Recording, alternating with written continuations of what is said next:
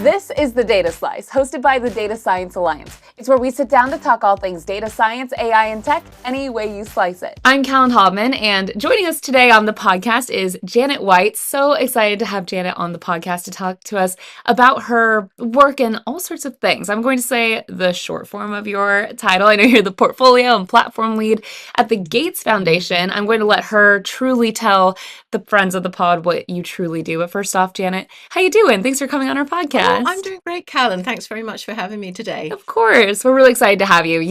I know you and I have chatted before. Your work is so interesting. So I'm excited for you to tell us more. Maybe to get us started, could you maybe just tell us a little more about your background, maybe the path that led you through your career to where you are today with the Gates Foundation? Yeah, certainly. So I started out my life as a chemist working in drug discovery in the pharmaceutical industry in the UK. You can probably tell from the accent, that's where I'm from originally. And so I spent about 9 years working in the lab discovering new antibiotics. But then I decided I wanted to move more into the business of science. And so I took an MBA and then I went into strategy consulting. That was a really great learning experience. And actually, that brought me to the States about 25 years ago when I came over here with a startup consulting company. And I've had a number of roles and positions in different organizations, large and small, since then. So I went from strategy consulting into business development and licensing for local San Diego biotechs. Then I went to work at Pfizer, also in San Diego, in portfolio and project management. And then at Pfizer, back in 2011, I was selected for a global health fellowship in Uganda. And my project was 3 months working at a center of excellence for research and training in HIV and AIDS to develop a new strategic plan for them. And I got bitten by the global health bug. And so then an opportunity came up for me to join the Gates Foundation. And so I've been there for 10 years as the portfolio and platform lead for the Pneumonia team. And so in my job, I make and manage grants to fund the development of affordable vaccines for low-income countries. And so it's a very rewarding and interesting job. I'm Yeah. very thankful to be at the foundation. And I should say today I'm going to be talking about my own opinions, so not necessarily representing the views of the Gates Foundation. Definitely. So 10 years, that's a long time. How does it feel to kind of look back at, back in the day before you even finished your educational path to where you are now, 10 years in with the Gates Foundation? Well, I never would have dreamt that I would have ended up at the Gates Foundation, but I think it's really a fascinating place to be, and it's so great to know that we're having an impact and improving global health around the world. I know you said you got bitten by the bug for that. So what has that been like? It sounds like you're very passionate about it. So how does it feel to do work that is so impactful on kind of a global scale? Well, I would say it's very humbling. So when I was in the pharmaceutical industry, I was working a lot on cancer drugs. And of course, I think all of us know people, we've all had our lives touched by cancer. And so that was very important. But when you work in industry, it's all about profits and the bottom line. And so when I started working in global health, it really is about saving lives. And it's about having impact on people all over the world. In the work I do is vaccine development. So we're trying to prevent people from dying from vaccine preventable diseases. And so it's a very cost-effective way of improving global health. Definitely. Well, kind of speaking of the literal work that you do, diving into the kind of data science and AI side of things, how do you and your team use data and AI to, kind of fuel the vaccine development? Yeah, well, I would say we're using AI at three different levels in global health. The first one is to make it's what we call self-care. So it's making accessible to people in countries all over the world, Africa and Asia, more health information that's easily accessible to them, so that they can make their own informed decisions about their own self-care, their own healthcare. So that's one level. I think the next level we're doing is thinking about using AI to support community healthcare workers. And so these healthcare workers, extremely dedicated people, that are serving their communities, providing basic healthcare needs.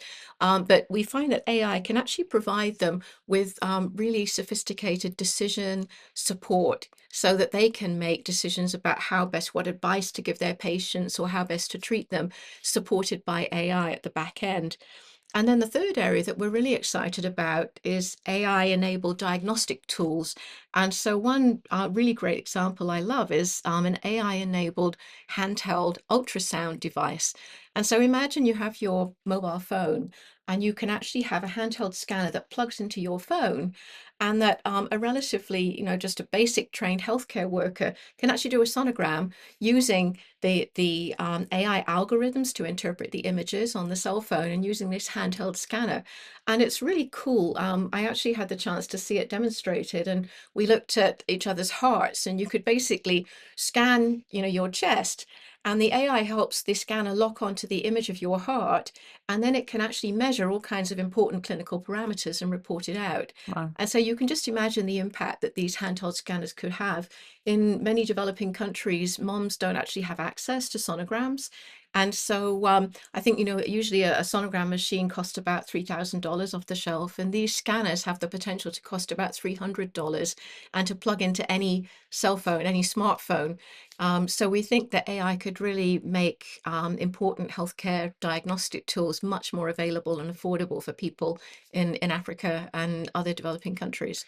Yeah, it sounds like a big part of it is accessibility, Oh, yeah. AI Yeah. making things Yeah. just easier to use or just possible to use that couldn't be. Yeah. Wow. That's right. It's That's kind of right. crazy to think about, just using a cell phone It thanks is. to It is. Yeah. AI. Yeah. I think AI is really going to revolutionize the world for sure. hmm How have you seen, just throughout your career, seen tools evolve as AI itself kind of continues evolving?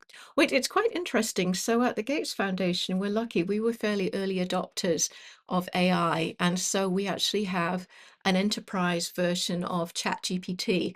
I don't know how much it costs. I suspect it's pretty expensive, and I know that not all organizations can afford it. But it means that we've actually been able to use it like a sandbox and play in it and find out applications.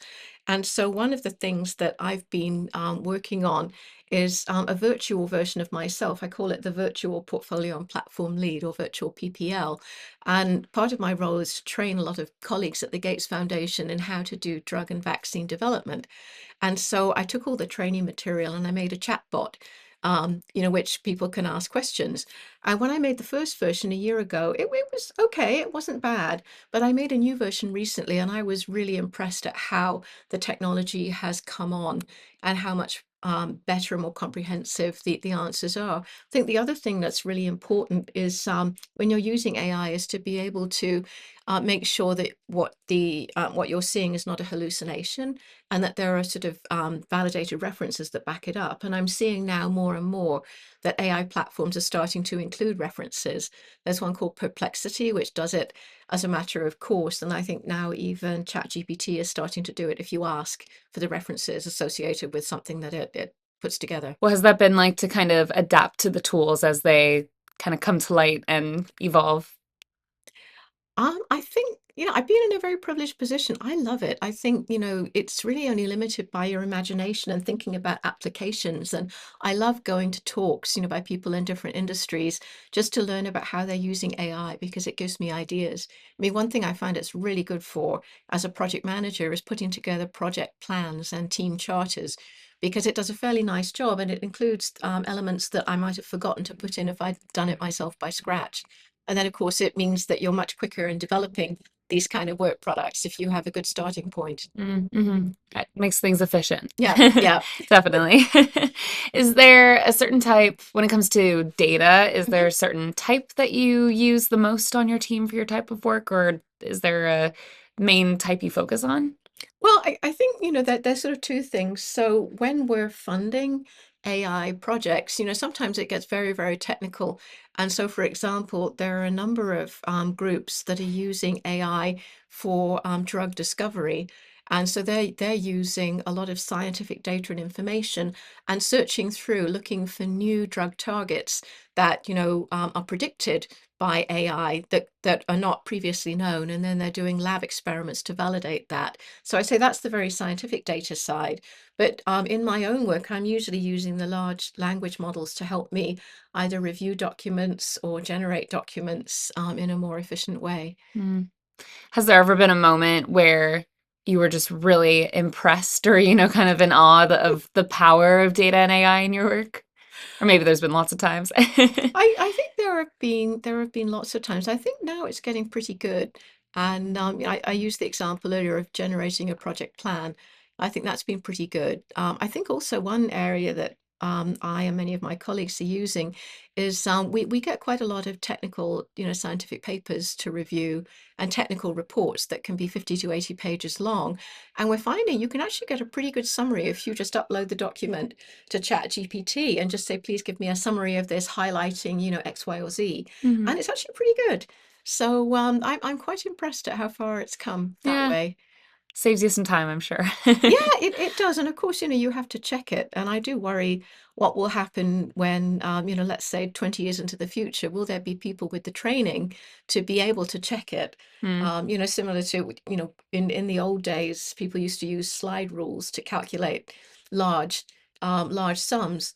And I certainly don't know how to do that now. I used to use logarithmic tables and, I could still do that. But, you wonder if we lose, the basic know-how of how to do these complicated tasks, will we be able to still do the quality checks that you need to make mm. sure that the output's actually true? Yeah, still kind of need the human I side think you of do. things. Yeah, Yeah, yeah, definitely. Well, when it comes to making AI more accessible, I know you kind of talked about how yeah, yeah. that one tool is a great example. Is there a bigger picture or a big goal that your team has when it comes to that accessibility? I know you mentioned in other countries. Yeah, yeah, I mean, there is, and that was our goal, when AI first started coming into, the public awareness 2 years ago. One of the first things that the Gates Foundation did was we launched a grand challenge. And the grand challenge was we just gave people 2 weeks to submit proposals that were focused on equitable and accessible use of AI to address priorities in developing countries.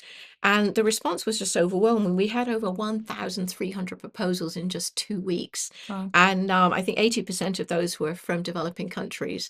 And it was very interesting. But the concern that we had was obviously AI learns on based on the data that's uploaded to whatever engine you're using.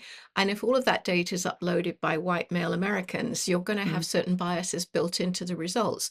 And so we wanted to make sure that data that was relevant to people, women, people living in Africa, people doing all different kinds of jobs, not necessarily just working in kind of IT or software, that it was representative of those people's data. And also that when you're looking at images were more representative of diverse, globally diverse people.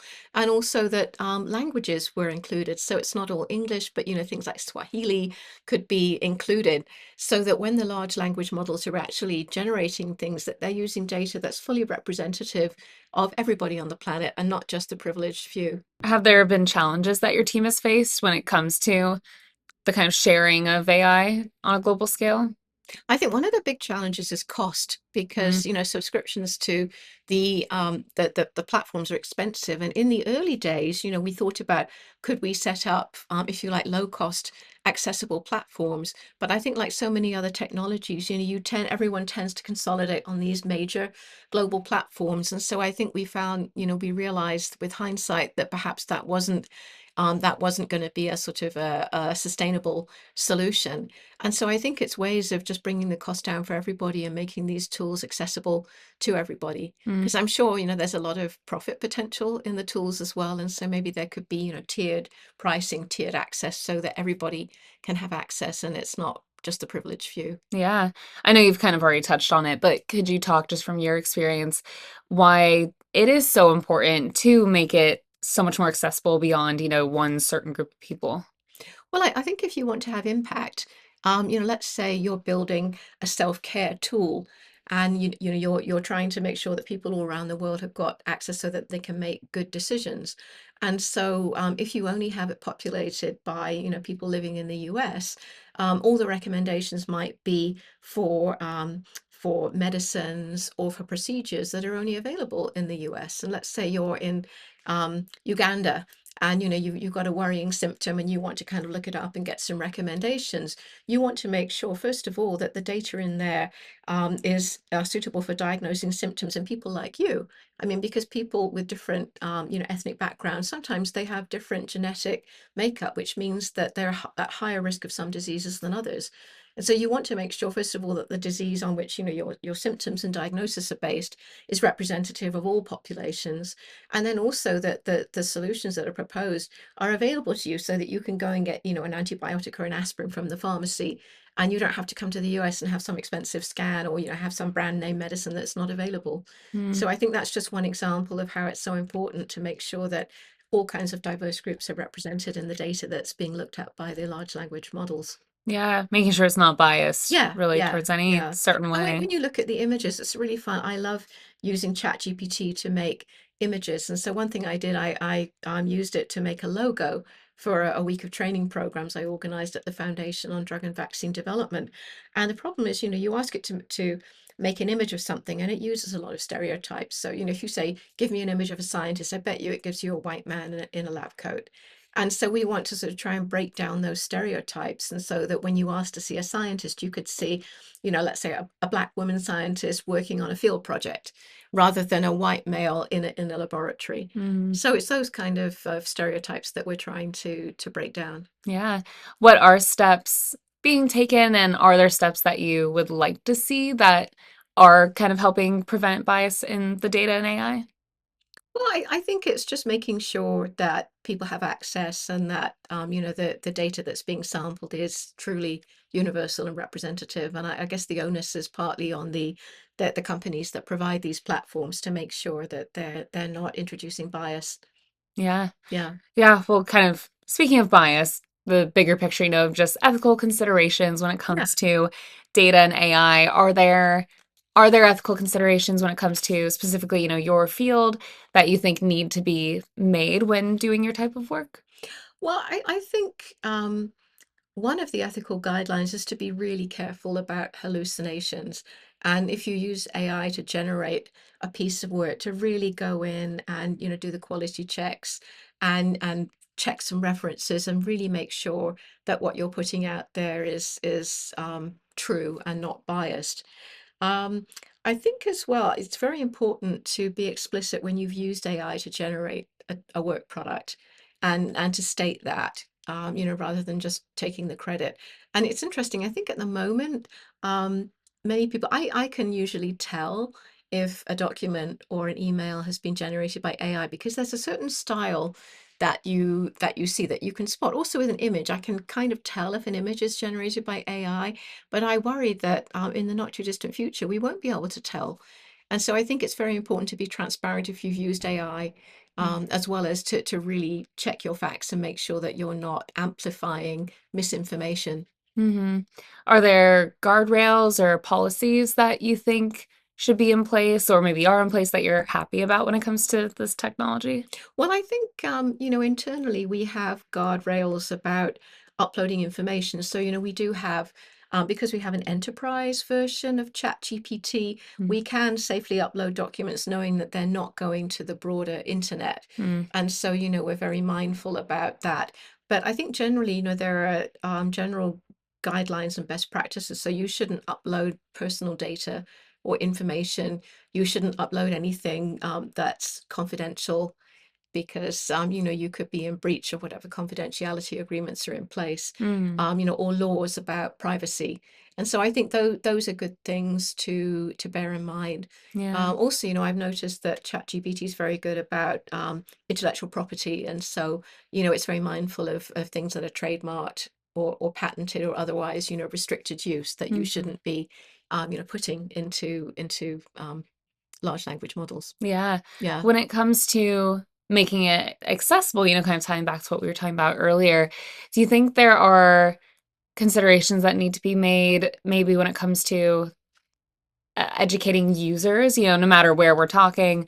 Do you think there's kind of a responsibility on users to also be kind of aware of the technology and ethical considerations users should make too? I think so, and I think it's challenging, especially for maybe the older generation who are retired and not in the workplace. Because in the workplace, it's easy to share guidelines and guardrails and boundaries and that kind of thing. But I think for people who are retired or just using AI from home, they're not really exposed to that kind of thing. And I think some of them are quite fearful of using AI because they're worried about data security, Mhm. rightfully so. And so I think if there could be more public guidelines or public information out there to reassure people about, what, the do's and don'ts of keeping your information safe. I think that would be helpful. Definitely.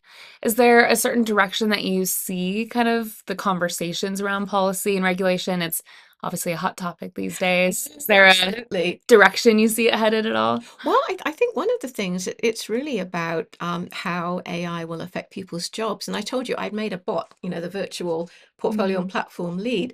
And sometimes I worry, I think, oh my goodness, have I made it too good? Is it going to take my job away? Have I done myself out of a job? Ooh. And I think as well, it's very hard for people who are just newly graduating from college, because often the entry level jobs and internships that younger people would do are the jobs that are most easily replaced by large language models. And so, I think that we have an ethical responsibility to provide, meaningful employment for new graduates, for them to get trained and to learn how to do these things. And so I think you have to take a long-term view and also think about, the importance of training and developing a workforce, rather than going for the kind of cost-cutting option of, let's replace them by a Mm, virtual AI assistant instead. still So I giving the think that's experience. one of the big ethical things about how we're going to manage, workforce and employment and AI. And I think, if it's well managed, the two can go hand in hand, because there are new skill sets that you need to be able to, develop prompts for AI and to use AI in an efficient way. And I think that's where new graduates often have the edge, because, they've been exposed to it, through their education. True. Yeah. And it sounds like, just some of the things you've explained, that it has been a really great tool and has been Yeah. very beneficial. Yeah. So it's kind of finding that balance. It's a tool that can be used Exactly. alongside human work, like we were saying. Exactly. Kind of speaking of people who are newer to the industry, do you have advice for people who are maybe pursuing a similar career path to yours, especially kind of in light of the evolving technology?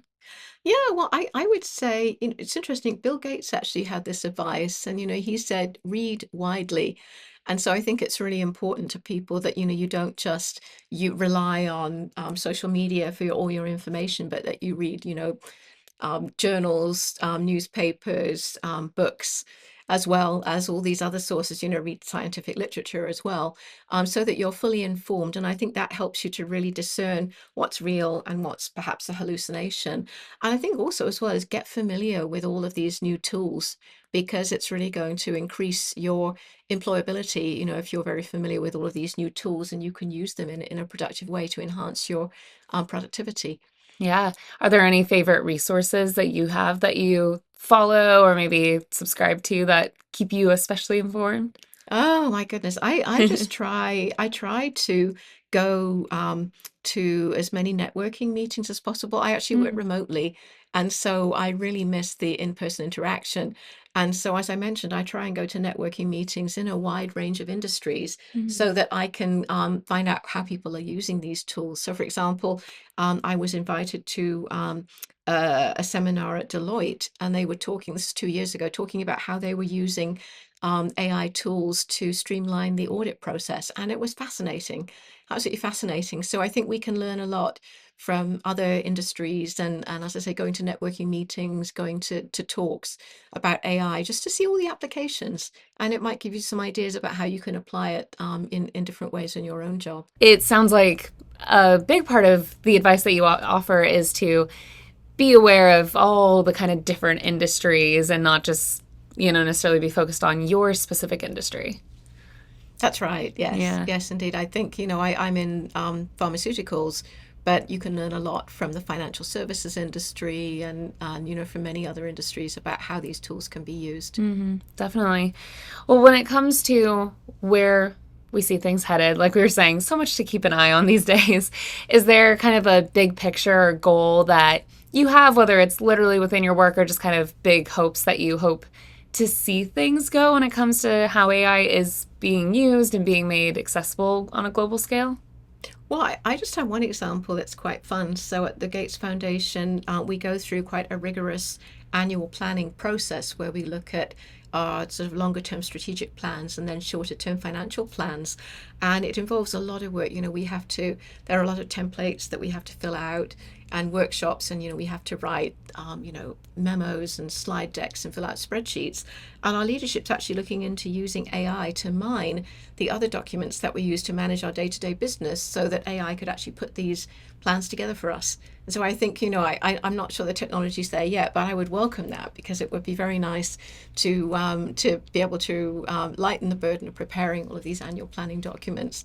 So that's what I hope. And I think the nice thing about AI is if you can use it to do all of the more manual, labor-intensive work, it frees you up with time to think and time to interact with people. And I think those are, some of the most valuable and rewarding parts of the job, the thinking time and the people face time. And so hopefully, it will make all of our jobs a lot more enjoyable. Yeah. It kind of frees up more time for the human to human. Exactly. To get ideas as well. Yeah, definitely. Yeah. Well, like you've said, it can make such a difference, positive impacts, but also, like we said, some people, and rightfully so, can be worried, or nervous about AI, taking over the world and things like that. Yeah. So just based on your experience and how you are seeing it impact people in a good way, what would you kind of say, to people who maybe aren't sure about where things are headed? Do you have any thoughts on just kind of having that optimistic outlook on things? Yeah, I would say you should be cautiously optimistic about it and, treat it as you would treat social media. And so with social media, of course, you don't upload personal or sensitive information. And I would say, treat AI the same way. And, also not to be afraid of it, because AI is built into many things. If you use Siri or, Google Assistant, you're actually using AI without knowing it. And, many smart appliances around the home use AI. So, I think it's a very broad catch-all term. Yeah. And so it's don't be afraid of it, but I would say, approach it with some caution. Mm-hmm. Yeah, the carefully optimistic, like you said. Yeah. Well, is there any specific trend that you are seeing that you think we should especially keep an eye on, maybe? Especially like you said, cautiously optimistic. Is there anything that you're kind of keeping an eye on, maybe interested in, but kind of need to see how it goes in the industry? Well, I would just say, I pride myself on being able to spot things that are generated by AI. Mm. And I would just, encourage everyone to sort of have some healthy skepticism, when you read stuff and think about, is this real or is this AI generated? And should I believe it or should I go and just do some fact checking? Mm-hmm. The human part, like we said. We like the human part. Yeah. Awesome. Well, thank you so much for coming on the podcast. It's so interesting, the work that you're doing, especially on a worldwide level. So we really appreciate your time and kind of just giving us a little peek at what you're doing with data and AI. There's a lot going on, so I'm sure we'll ask you to come back on the pod as things continue. But for now, Janet White, thank you so much for coming on the podcast. Appreciate it. Thank you for having me. If you enjoyed this video, give it a like, subscribe to our channel, and share it with a friend. And don't forget, the Data Science Alliance is a 501c3 nonprofit, and we would really appreciate your support. You can do a donation, become a member, volunteer with us, or attend an event. We have lots going on all the time here in San Diego, California. Even if you don't live here, though, you can still get involved. So go to our website, datasciencealliance.org. Otherwise, we'll see you here next time on The Data Slice.